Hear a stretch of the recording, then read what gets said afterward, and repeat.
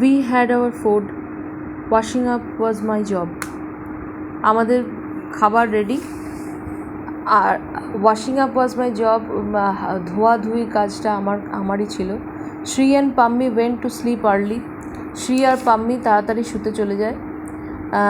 I was pressing Ai's tired feet. আমি আইয়ের মানে মায়ের যে ক্লান্ত পা দুটোকে আমি একটু টিপে দিচ্ছিলাম। I need a yard of cloth, I said once again. আমি আবার করে বললাম যে আমি একটা ইয়ার্ড অফ ক্লথ চাই। It is not expensive really. এটা অতটা এক্সপেন্সিভও নয়, সেটাও আমি মাকে বললাম যে এটা খুব একটা এক্সপেন্সিভ নয়, মানে এটা খুব একটা খরচ সাপেক্ষ নয়। অনলি 12 আনাজ আ ইয়ার্ড, মাত্র 12 আনা লাগবে। I was silent for a while. Finally she spoke very very softly. Vasanti child, not this month. I খুব সাইলেন্ট ছিল কিছুক্ষণ, তারপরে খুব সফটলি বললো যে দেখ এই মাসে তো আমি পারবো না, নেক্সট মান্থ মেবি, পরের মাস থেকে মেবি পারবো। I will come and speak to your teacher. আমি আসবো এবং আমার টিচারকে আমি বলে দেবো। The inspection I could bring out no other word. I sat up. The inspection, তাহলে ইন্সপেকশনের কী হবে, এই একটা কোশ্চেন মার্ক ওর মধ্যে রয়েছে, এবং কিন্তু আর কোনো কথাও বলতে পারলো না। আই স্যাট আপ, আইও বসে পড়লো, and I could see her face blurred but visible. Blurred হয়ে রয়েছে কিন্তু ভিজিবল।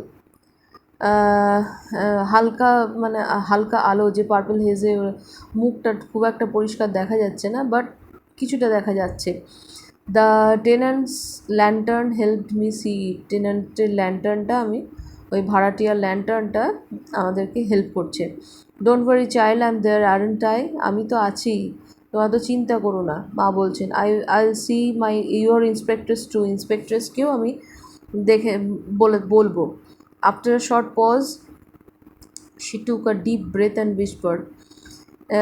অনেক জোরে নিঃশ্বাস নিয়ে, গভীরভাবে নিঃশ্বাস নিয়ে বললেন, হুইসপার করলেন, মানে ফিসফিস করে বললেন, this days will pass, I am sure of it. এই ধরনের এই যে মিজারি, ফুল অফ মিজারি, যে দিনগুলো আমাদের যাচ্ছে, যে বাজে খারাপ দিনগুলো যাচ্ছে, করুণ দিনগুলো যাচ্ছে, সেগুলো নিশ্চয়ই পেরিয়ে যাবে একদিন। Things have to change after all. জিনিস সব কিছু, অনেক কিছুই চেঞ্জ হবে। Then her voice grew a little louder. এরপরে কি হলো, তার ভয়েসটা একটুখানি করে গ্রিউ আ লিটল লাউডার, একটু জোরে এবারে বলতে শুরু করলেন। Not today maybe, but someday we will be free. এবারে একটু সামান্য বোল্ডলি তিনি বলা শুরু করলেন যে আজ না হলেও আমরা একদিন ঠিক মুক্ত হব, স্বাধীন হব। Your father too will be free. Country will be free, or father too will be free. কান্ট্রিও ফ্রি হবে, ফাদারও ফ্রি হয়ে যাবে, আউট অফ জেল থেকে বেরিয়ে আসবে। নাও আইজ ভয়েস ব্লাড টু।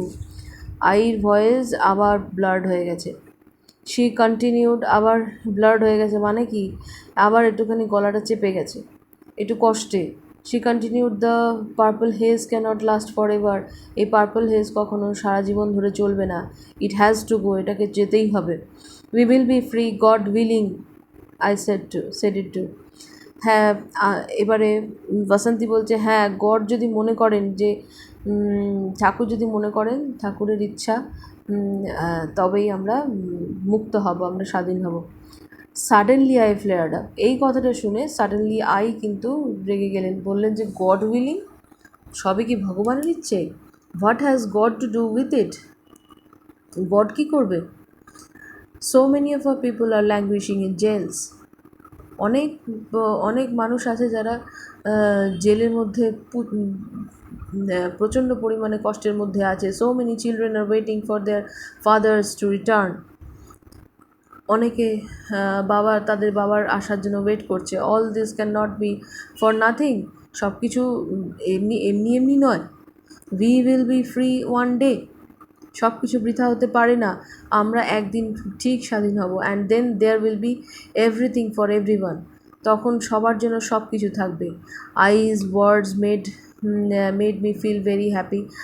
এর কথা আমার খুব ভালো লাগলো, আমরা হ্যাপি ফিল করলাম। I hugged her and went off to sleep. আমি তাকে জড়িয়ে ধরলাম এবং শুতে গেলাম। Ai was always like that. এরকমই ছিলেন, সবসময় পজিটিভ মাইন্ডেড, পজিটিভিটি দিয়ে ভরিয়ে দেন। A little on the loud side when ever under stress. যখন প্রচণ্ড স্ট্রেসের মধ্যে থাকে তখন তিনি যেন একটা লাউড সাইড, একটু জোরেই কথা বলেন, কিছু কনফিডেন্স নিয়ে কিছু কথা বলেন যেগুলো আমাদের মনটাকে শান্ত করে, আমাদের মনটাকে পজিটিভিটিতে ভরিয়ে দেয়, যার জন্য আমরা বিভিন্ন ডিপ্রেশন থেকে অনেক ডিপ্রেশন থেকে বেরিয়ে আসতে পেরেছি তার সন্তানেরা।